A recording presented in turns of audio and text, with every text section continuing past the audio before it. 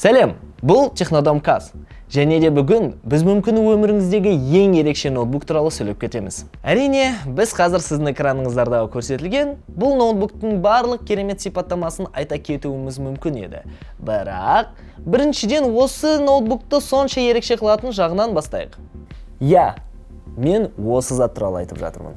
Кез келген ноутбукпен танысу үшін, оны біріншіден осындай коробкадан шығарып, анбоксинг жасау керек. Ал кірісейік. Біріншіден, осындай ноутбуктың кейсі бар. Осылай әдемі болып ашылады.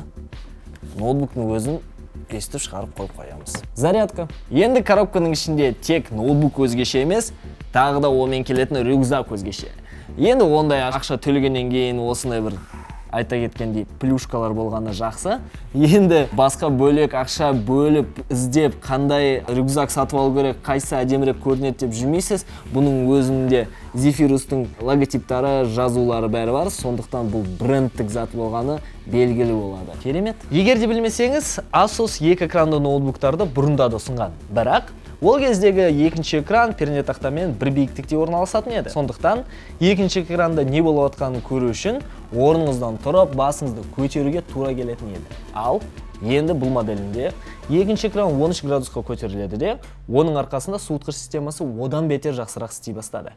Біріншіден, экранның астындағы ауа жүретін сәл босаудан пайда болды, және екіншіден, процессордың үстінде термопастаның орнына сұйық металл қолданылады. Ендеше, бұл күңгірт немесе матовый 4К экранның практикалық қолданысы неде деп сұрауыңыз мүмкін. Егер сізде iPhone емес, басқа Android бар смартфоныңыз болса, сізде міндетті түрде экранды қақ бөліп екі үстемені қатар қолданатын функциясы бар. Қалай? Ыңғайлы ма? Жиі қолданасыз ба? Міне, осы жерде де сол. Мысалы, егер сіз видеомонтажбен айналысатын болсаңыз, үлкен экранға видео шығарып, кіші экранға таймлайн немесе дыбыс дорожкасын шығара аласыз. Немесе сіз өлең жазасыз дейік. Fruity Loops'ты қолдану барысында екінші экранға әртүрлі VST плагиндарды, MPC драм машинасын, микшерларды және тағы басқа заттарды шығаруға өте қолайлы.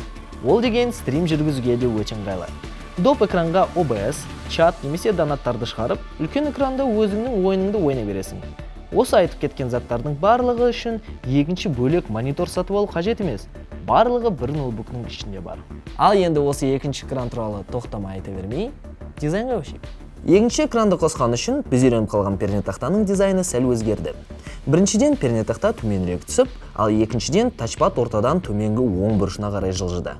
Кішкене ыңғайсыз болып көрінуі мүмкін. Бірақ бұндай ноутбукта сен немесе программалармен жұмыс істейсің, немесе ойын ойнайсың. Сондықтан сенде 100% мышкаң болады. Ал тачпадты нампадқа ауыстыруға болады екен. Осындай бір керемет. Zephyrus'тың сол жағында микрофон мен наушникқа арналған 3,5 мм аудио порттары бар. Және де алдыңғы нұсқасына қарағанда бұл жерде microSD үшін арналған слотты орналастырған. Оң жағында USB-ге арналған екі слоты бар. USB 3.2 Gen 1 Type A және USB 3.2 Gen 2 Type C. Және де айта кететін Delivery 3.0 Type-C арқылы ноутбукты зарядтауға болады. Артқы бөлігі туралы айтатын болсақ, бұл жерде бізде Ethernet, USB Type-A және HDMI 2.0 порттар бар. Ethernet порты ноутбугыңызды ең жоғарғы интернетпен қамтамасыз етеді. Бірақ ойын ойнау барысында бұл ең қолайлы нұсқа емес. Ал бұл жерде бізге көмекке 2.4 гигабит секундына жылдамдығымен Bluetooth 5.1 немесе Wi-Fi 6 арқылы жүйе картасы Intel AX201 көмекке келеді.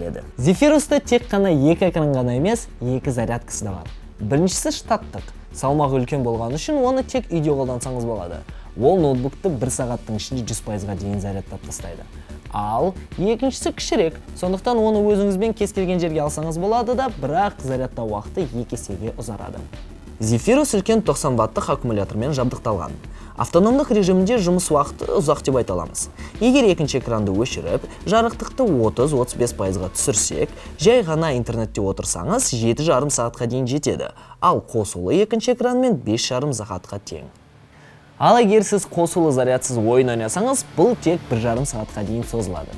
Бірақ қосулы зарядсыз ойын ойнайтын қандай жарым бар екенін мен білмеймін. Бұл ноутбуктың аудио системасы да мықты деп айта аламыз. ESS Saber Hi-Fi DEC системасы жоғарғы сапалы дыбыспен қамтамасыз етеді.